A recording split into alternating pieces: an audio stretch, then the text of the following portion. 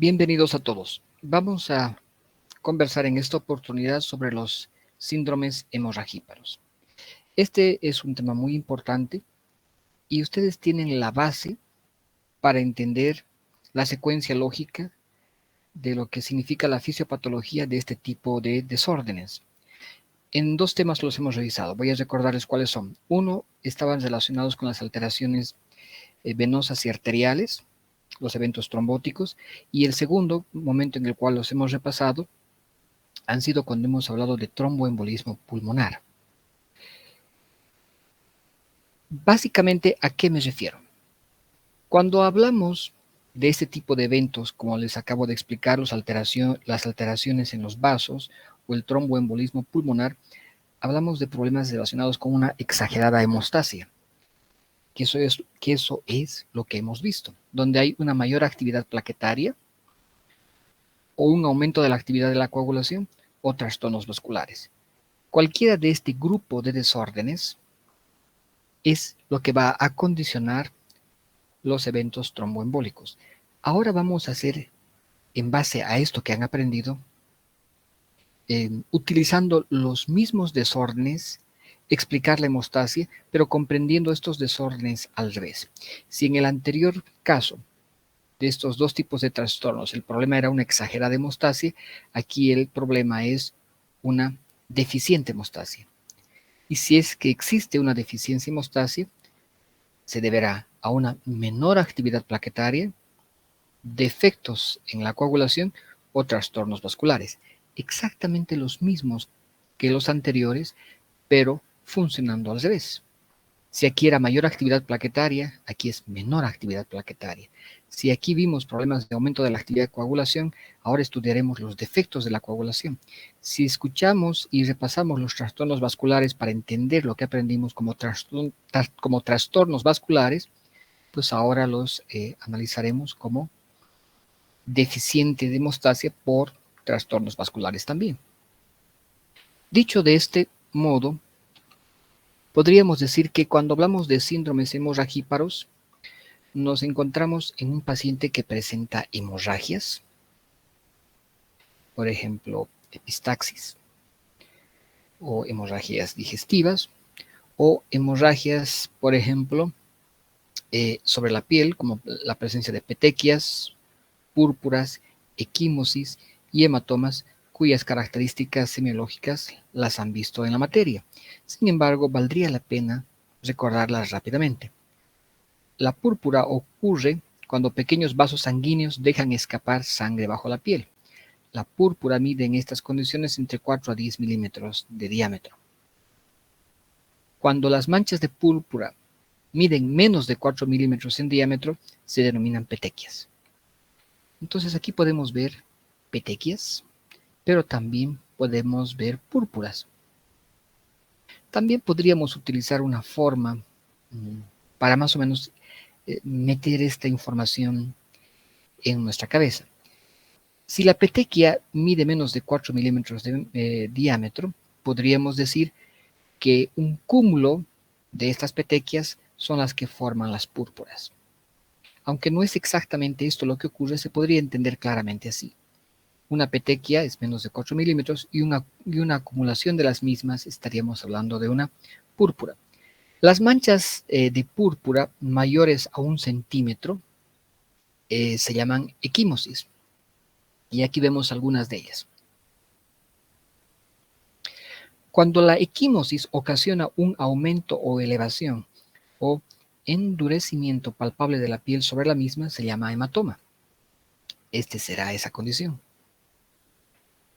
Entonces, un síndrome hemorragíparo es la presencia de estos hallazgos, pero el evento fundamental para entender este síndrome es que no existe el antecedente de trauma. Aparecen en forma espontánea, sin explicación aparente. Entonces, vamos a volver a repasar las 3 diferentes categorías que los ocasionan. Si tenemos un trastorno hemorragíparo, estaremos frente a trastornos plaquetarios, o tal vez serán problemas de la coagulación, o serán trastornos vasculares. Y estos son los que tenemos que estudiar para determinar cuál de estos o cuál combinación de estos está causando la hemorragia. O son plaquetas, o son problemas de coagulación, o son trastornos vasculares. Cuando hablamos de los trastornos plaquetarios, estos se deben a la disminución en el número de plaquetas, condición que se conoce como trombocitopenia. Pero probablemente el número no sea el problema, sino la función plaquetaria deteriorada. Una alteración cualitativa de las plaquetas más que cuantitativa es lo que estaría ocasionando la hemorragia. Hay que tomar en cuenta que cuando una alteración obedece a este tipo de trastorno plaquetario, lo que nos muestra es la prueba de sangría que valora el número y la función de las plaquetas. En este caso, el tiempo de sangría estaría aumentado. Las otras pruebas, como las pruebas de coagulación, por ejemplo, el tiempo de protrombina, que mide los factores de coagulación 2, 7, 9 y 10, por ejemplo, tendrían que estar normales. Cuando hablamos de un problema cuantitativo, trombocitopenia, una disminución del número de plaquetas que tiene que estar por debajo de 150.000, las causas pueden deberse a problemas con la producción de plaquetas, en cuyo caso podríamos estar hablando de un problema aplásico o de un problema infiltrativo de la médula como es la leucemia. Pero también podría deberse a la destrucción aumentada de plaquetas, donde el órgano responsable de hacerlo en la mayor parte de las veces tiene que ver con el vaso. Otro factor que podría disminuir el número de plaquetas es el consumo excesivo de plaquetas, y en esta categoría se encuentran tres tipos de desórdenes: la coagulación intravascular diseminada, el síndrome hemolítico urémico y la púrpura trombótica trombocitopénica. También el número de plaquetas podría disminuir porque las plaquetas viven menos, porque hay mecanismos inmunitarios y autoinmunitarios que podrían estar condicionando que seamos nosotros mismos los que estaríamos destruyendo nuestras propias plaquetas. En este caso estamos hablando de mecanismos inmunitarios y autoinmunitarios, y estos hacen que las plaquetas vivan menos tiempo circulando. Entonces, veamos este aspecto relacionado con una menor producción de plaquetas. Dos de las condiciones que hemos dicho son la anemia plástica y problemas infiltrativos de la médula como la leucemia. Pero también, aparte de estos dos clásicos, podrían haber otros como la radioterapia, el consumo de fármacos y algunas infecciones como el citomegalovirus o infección por el VIH o infecciones como el parvovirus. La destrucción aumentada de plaquetas, debemos recordar que entre 30 a 40% de las plaquetas normalmente va eliminándose en el vaso para hacer un recambio de estos elementos y tener siempre plaquetas competentes. Pero cuando el vaso, en lugar de estar funcionando normalmente, por algún mecanismo incrementa su función de depuración y se torna una esplenomegalia, entonces la destrucción de las plaquetas se produce en el 90% en este órgano y habrá que estudiar qué lo está generando. Otro factor que podría destruir las plaquetas es cuando las plaquetas atraviesan válvulas cardíacas protésicas o vasos estrechados donde están circulando a una velocidad o a una condición sometida a turbulencia, por ejemplo, la hipertensión maligna, lo que estaría lesionando las plaquetas. Cuando hablamos del consumo excesivo de plaquetas, que habíamos dicho que pueden ser una coagulación intravascular diseminada, un síndrome hemolítico urémico o una púrpura trombótica trombocitopénica, se trata de un agotamiento por consumo. Este consumo se genera debido a una lesión endotelial, pero también podría ser por una lesión tisular o ambos.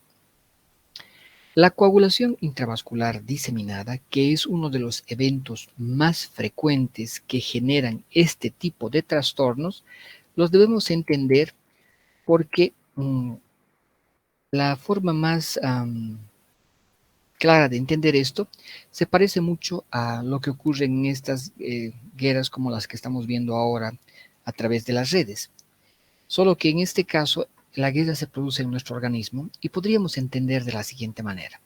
Tenemos un agresor que generalmente es un microorganismo bacteriano gram negativo y que cuando esto se reconoce por nuestro sistema de defensa es interpretado como las peores noticias posibles, lo cual activa inmediatamente los mecanismos de defensa. Y los mecanismos de defensa salen exactamente igual como lo hacen estas armas que ahora tienen la capacidad de dirigirse hasta el punto donde se encuentran los enemigos y destruirlo, como ocurre en la guerra. Pues nosotros también hacemos exactamente lo mismo. Eliminamos estos microorganismos activando nuestros mecanismos de defensa que también van a destruir estos microorganismos. Y al igual que ocurre en la guerra, por más efectivo que sea este mecanismo, no solamente va a destruir el enemigo, sino también se produce un daño colateral y destruye lo que está alrededor de este enemigo. Lo mismo ocurre con nuestro cuerpo. Por lo tanto, nuestros mecanismos de defensa van a destruir al microorganismo, pero también van a lesionar los tejidos alrededor de él. Entonces, necesitamos corregir estas alteraciones que nosotros mismos las estamos generando al destruir las plaquetas y las plaquetas al atacarnos. Entonces, las plaquetas son como los bomberos que vienen continuamente a apagar estos incendios, sellando las lesiones que se producen en nuestro organismo. Y como hay tal destrucción y en tantos lugares, y hablando de la coagulación intravascular diseminada como un evento grave, entonces termina consumiendo por la lesión endotelial y la lesión tisular las plaquetas. Entonces, después de esta explicación simple, podemos entender que la coagulación intravascular diseminada se produce como consecuencia de un estímulo que podría ser una infección y este condiciona tanto destrucción del tejido como lesión endotelial. Y ambos son responsables de determinar la activación del factor tisular y la generación de la trombina. Fíjense ustedes que a partir de acá podemos encontrar eventos que en la coagulación intravascular diseminada generen trombosis y también eventos que después de la generación de la trombina eh, conducen a eventos hemorrágicos, el consumo de plaquetas, la disminución de las plaquetas y la hemorragia. Por lo tanto, aspectos que ustedes tienen que repasar con detalle. Aquí yo solamente les señalo los elementos centrales que quiero pedirles que los estudien con detalle. Entonces podríamos entender que la coagulación intravascular diseminada es una paradoja en la secuencia hemostática. ¿Por qué una paradójica? Porque se caracteriza por coagulación y se caracteriza también por hemorragia.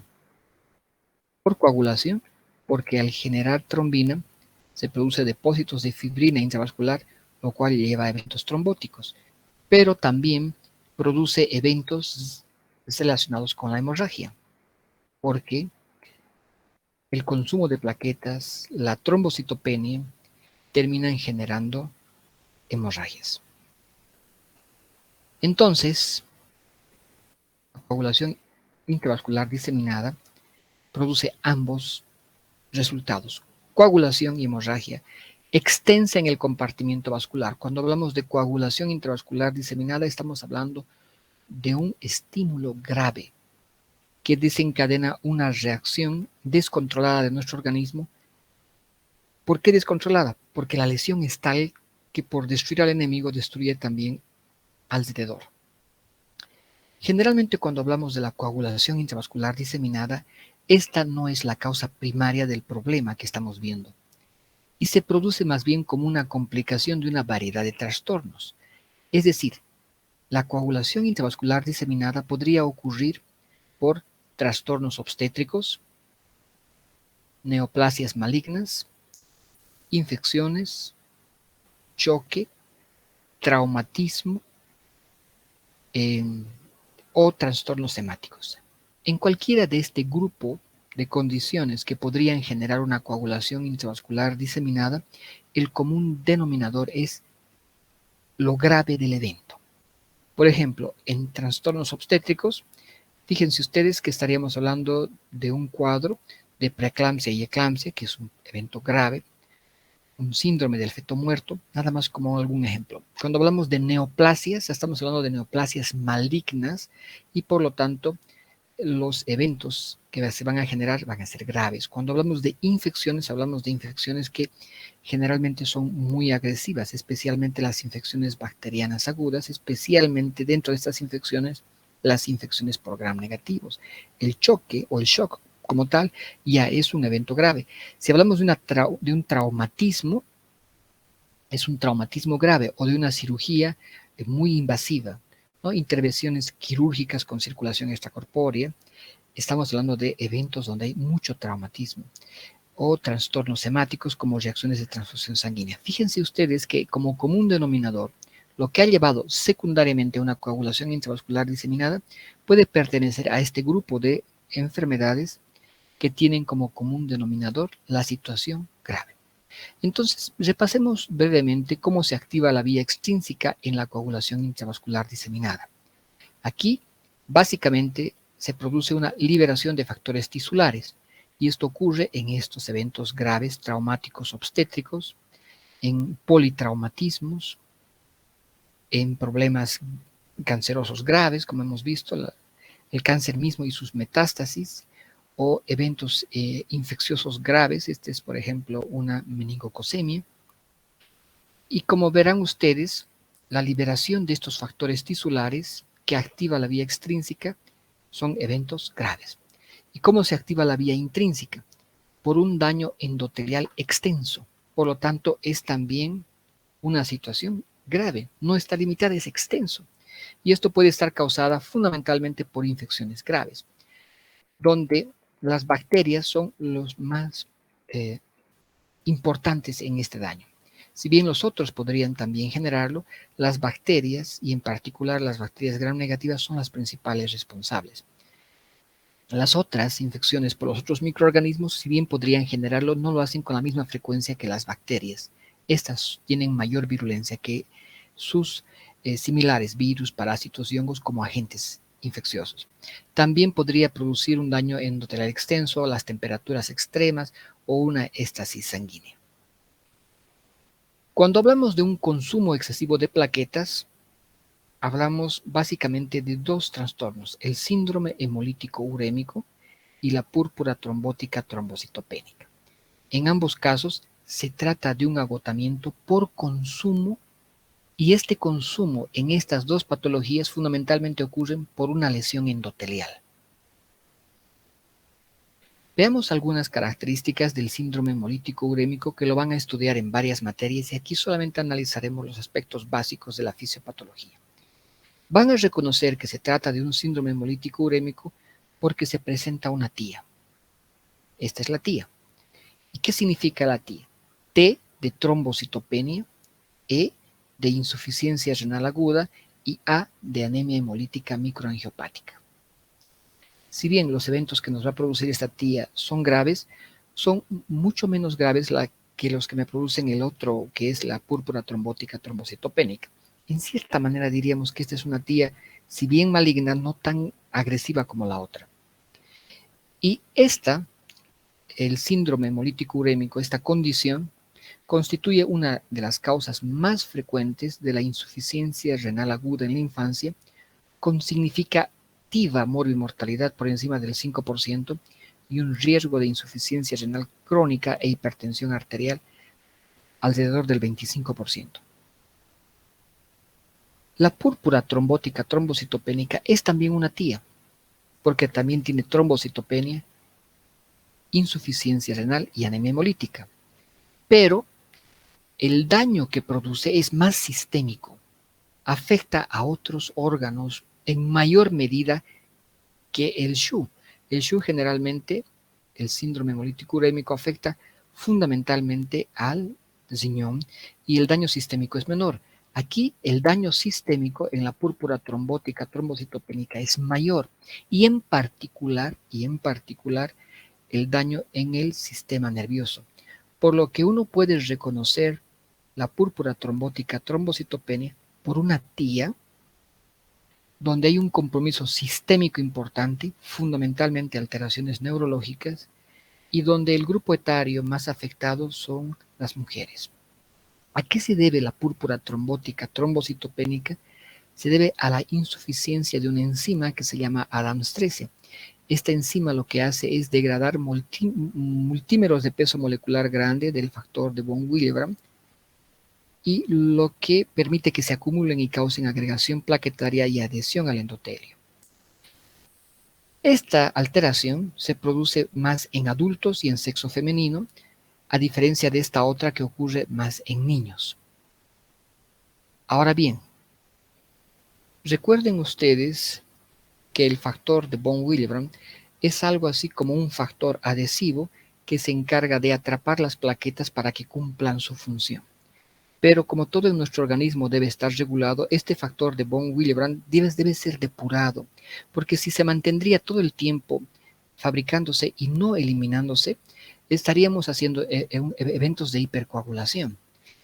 Entonces, cuando hay insuficiencia de la enzima que la degrada, y esta es la enzima Adams 13, entonces se produce mayor agregación plaquetaria, porque este factor, al no ser degradado, va atrapando plaquetas en todo lado, lo que determina que se generen eventos trombóticos en forma sistémica. Entonces, esto explica por qué es más grave que el anterior, y recordar, más en adultos y en el sexo femenino. Entonces, este es un comienzo abrupto y el daño es multisistémico, y donde el cerebro es uno de los más dañados, ¿no?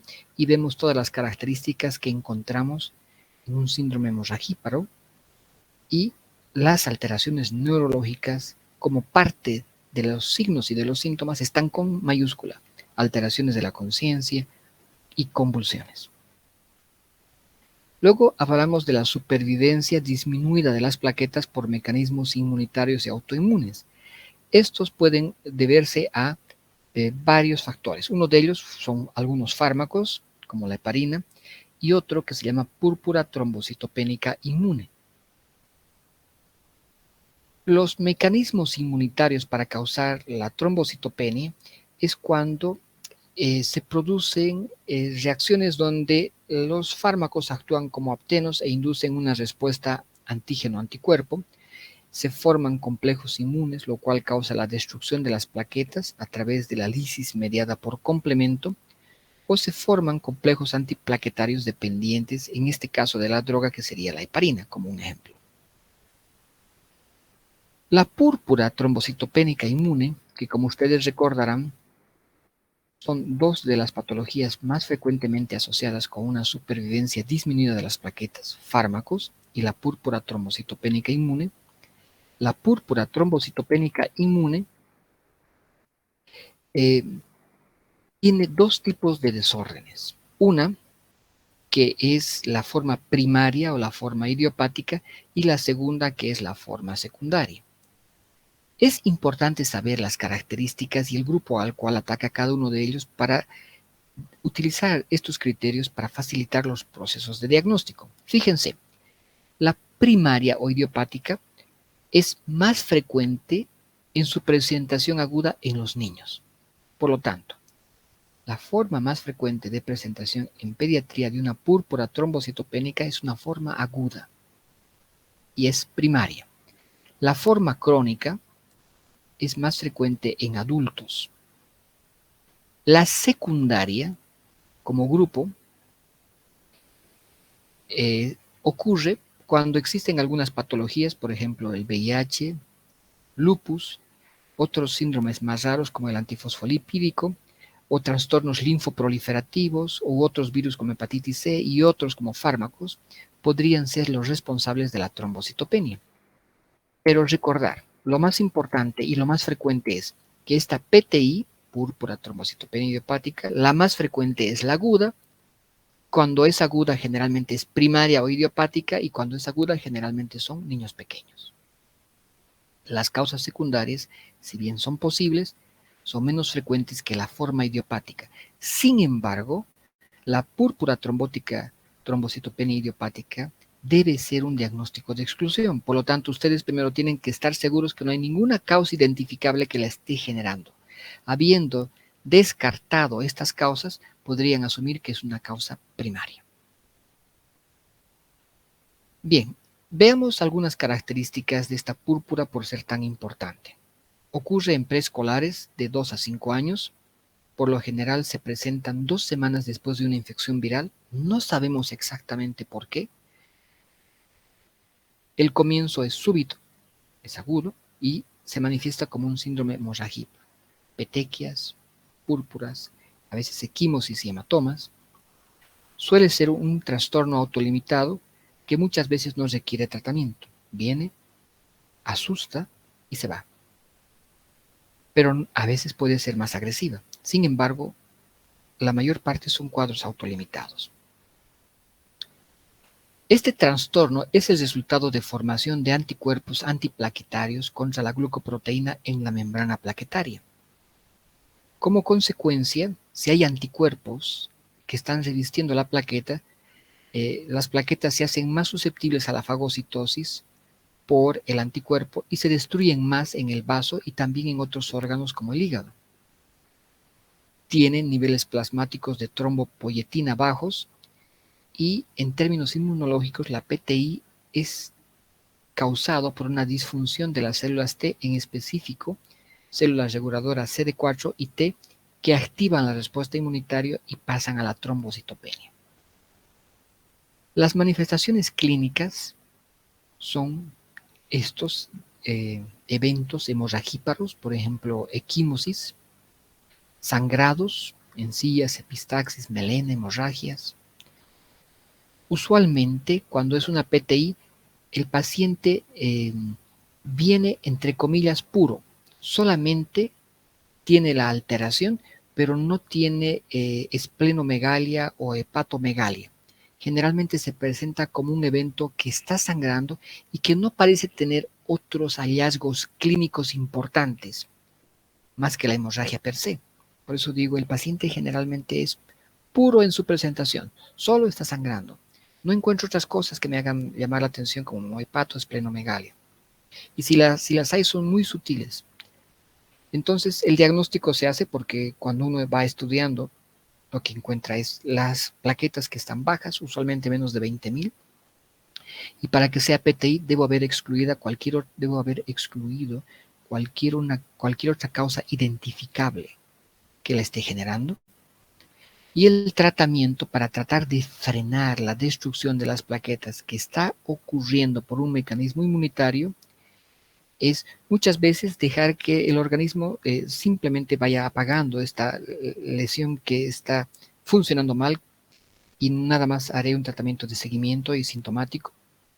Pero cuando el evento es grave tendré que intervenir utilizando corticoides para modular esta reacción y frenar la destrucción o inmunoglobulinas. Y cuando he destruido tanto mis plaquetas que estoy sangrando, podré transfundir plaquetas.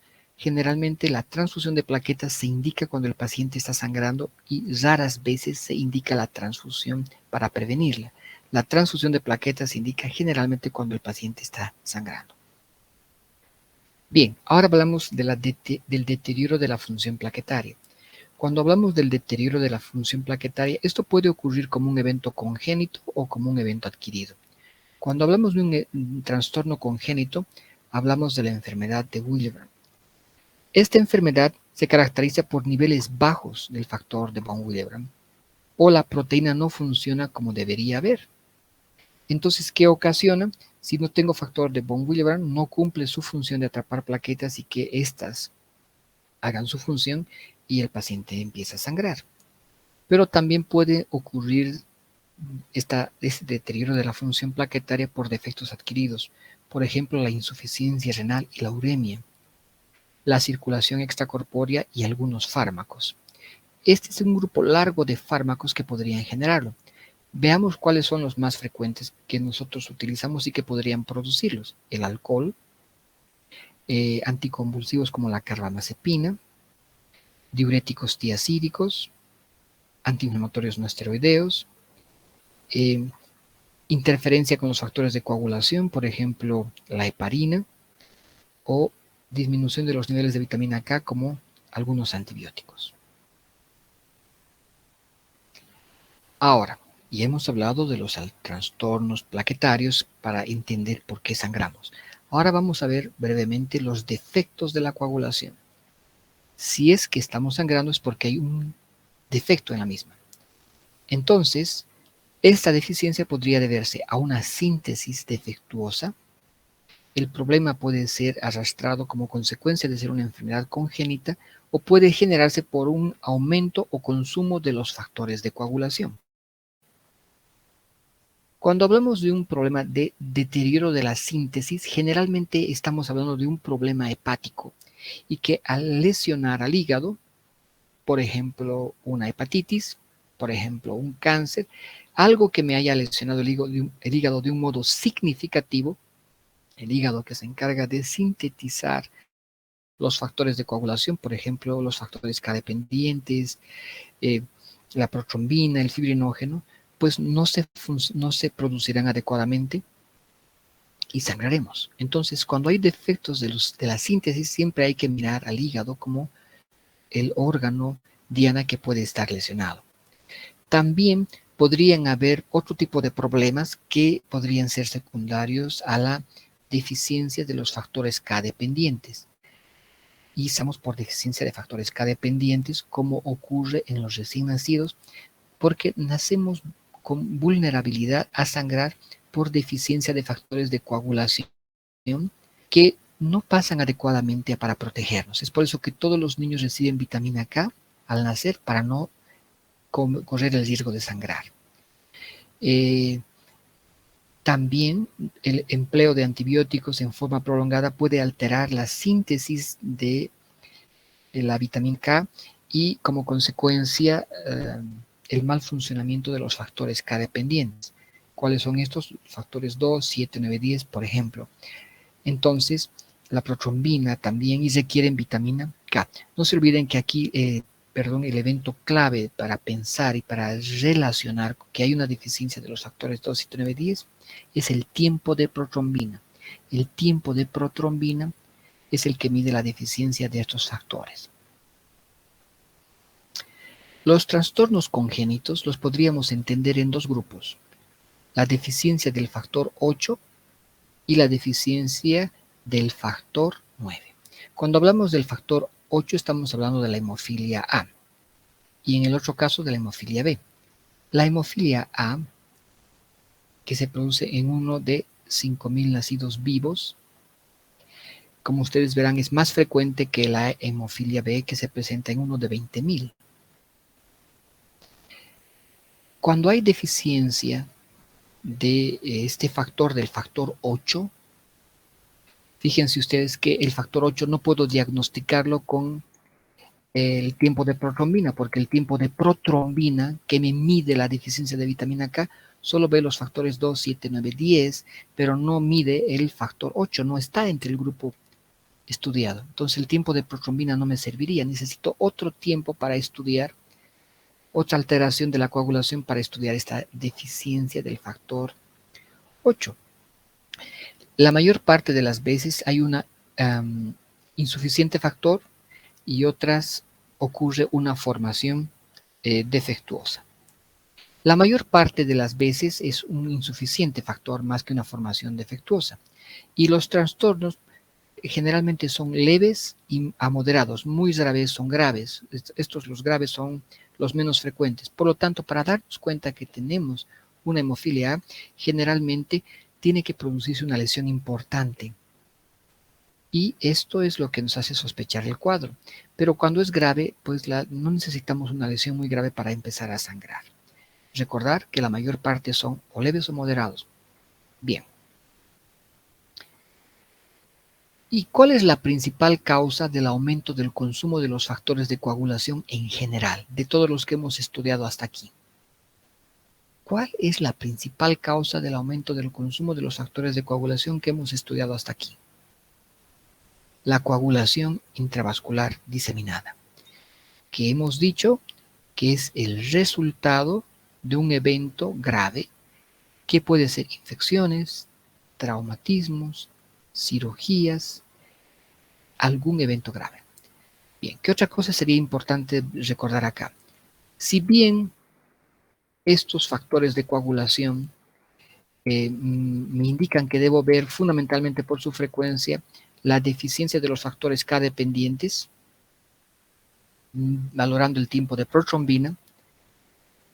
El tiempo de protrombina no me sirve para ver el factor 8. Entonces, ¿cómo veo el factor 8? Con el tiempo parcial de tromboplastina de inicio. Ya después haré pruebas más específicas. Fíjense usted que valora todos estos factores de coagulación y aquí tiene como común denominador algunos que también hace el tiempo de protrombina. Pero como evento diferenciador, el tiempo parcial de tromboplastina mide el factor 8. Y finalmente, los trastornos vasculares. Sangramos porque tenemos un trastorno vascular. Generalmente son hemorragias de vasos sanguíneos de calibre pequeño. Y como son de calibre pequeño, lo que ocasionan son petequias y púrpuras generalmente. Los trastornos que causan hemorragia podrían ser algunos tan raros como la telangiectasia hemorrágica, que es un trastorno autosómico dominante donde los capilares se dilatan, sus paredes son delgadas y frágiles y sangramos por esto. Causas más frecuentes se deben a aspectos deficitarios, por ejemplo, deficiencia de vitamina C y el escorbuto, por síntesis deficiente de colágeno e insuficiente consolidación de las células endoteliales y por lo tanto nuestros vasos débiles y frágiles son la causa de la hemorragia. Otra causa frecuente es la que todos vamos a tener cuando lleguemos a ser adultos mayores, la púrpura senil, pues nuestros vasos con el tiempo se debilitan y se vuelven frágiles. La enfermedad de Cushing, que se produce por excesivo cortisol y hay pérdida de tejido de sostén, entonces hay paredes estructuralmente débiles. Cuando hablamos de trastornos vasculares, generalmente hablamos de vasculitis de vasos pequeños. Y aparte de estos otros aquí que he mencionado, también debemos recordar que otra cosa que podría producir las hemorragias son las vasculitis de vasos pequeños. Esta clasificación, este rótulo es muy amplio. Fíjense ustedes la cantidad de patologías que están aquí. Estas, por ejemplo, son las causadas por ANCA y todas estas patologías están en este grupo. O causadas por inmunocomplejo y fundamentalmente se encuentran estas dos. Otras vasculitis de vasos pequeños. De todos estos grupos, lo que quisiera que recuerden es que son vasculitis de vasos pequeños y una de las más importantes, que es a la que me voy a referir ahora, es el síndrome de Schönlein-Henoch. La púrpura de Schönlein-Henoch se caracteriza por la presencia de púrpuras. Miren la cantidad de púrpuras que hay por todo lado. Esta púrpura, si bien tiene una distribución difusa, tiende a localizarse preferencialmente de la cintura para abajo, lo que permite hacer el diagnóstico. Si encuentro púrpuras diseminadas, pero predominan de la cintura para abajo, lo más probable es que sea una púrpura de Schönlein-Henoch.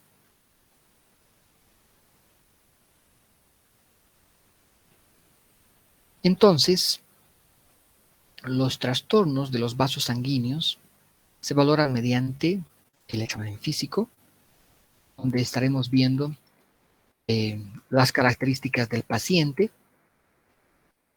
para ver si es que hay antecedentes genéticos, para saber si es que hay antecedentes deficitarios, para saber si es que es un paciente de la tercera edad, para saber si es un paciente que consume corticoides y tiene un Cushing, o deberé buscar otros cuadros más raros, como son las vasculitis, donde hay un gran grupo de cuadros, pero repitiendo, lo más frecuente es la causada por inmunocomplejos y dentro de esta el síndrome de Schönlein-Henoch, que es una vasculitis que presenta púrpuras que se localizan generalmente de la cintura para abajo. Entonces, aparte del examen físico, utilizamos para hacer los diagnósticos de estas vasculitis la valoración de reactantes de fase aguda, anticuerpos, imagenología y biopsias. El diagnóstico acá es más complejo que en los otros que hemos visto. Entonces, recuerden que la clínica siempre es el principal elemento para hacer el diagnóstico y los exámenes complementarios que confirman nuestras hipótesis diagnósticas. Entonces, para finalizar, como resumen, este cuadrito que está en su libro de Fisiopatología de Deporte es muy útil. Fíjense qué tan útil es. Los trastornos hemorragíparos son causados por defectos asociados con las plaquetas, los factores de coagulación o la integridad del vaso. Los trastornos de la formación del tapón plaquetario incluyen disminución en la cantidad de plaquetas debido a la producción insuficiente de estas, disfunción de la médula ósea, a la destrucción excesiva de las plaquetas, trombocitopenia, la función anormal de las plaquetas, trombocitopatía o tromboastenia, o defectos en el factor de von Willebrand. El deterioro de la fase de coagulación de la hemostasia es causada por deficiencia de uno o más de los factores de coagulación. Hemos dicho que cuando hablamos de los problemas plaquetarios, el modo de estudio es el tiempo de sangría que se altera. Cuando hablamos de los factores de coagulación, los factores K dependientes se miden con el tiempo de protrombina. Cuando hablamos del factor 8, el tiempo parcial de tromboplastina. Los trastornos de la integridad del vaso sanguíneo son el resultado de vasos débiles desde el punto de vista estructural o daño de los vasos debido a la inflamación y a los mecanismos inmunitarios. La presentación que les he dado ahora es un resumen de la presentación completa que voy a poner a su disposición sin audio, donde tienen una revisión básica y elemental, pero importante de la fisiología y poco a poco los va introduciendo a la fisiopatología. Entonces, yo les he mostrado los elementos centrales de la fisiopatología y tienen este video para repetir su análisis las veces que ustedes lo consideren pertinente y ver qué cosas salieron todavía débiles que ustedes tendrán que ampliar y utilizarlo como un activador de sus conocimientos. Pero también les voy a dejar una presentación más larga sin audio, donde voy a señalizar las cosas más importantes que sirven para aprender mejor esta alteración. Bueno, los otros momentos en los cuales nos reuniremos para aprender serán en los seminarios y en la revisión de los casos clínicos. Gracias por su atención y hasta pronto.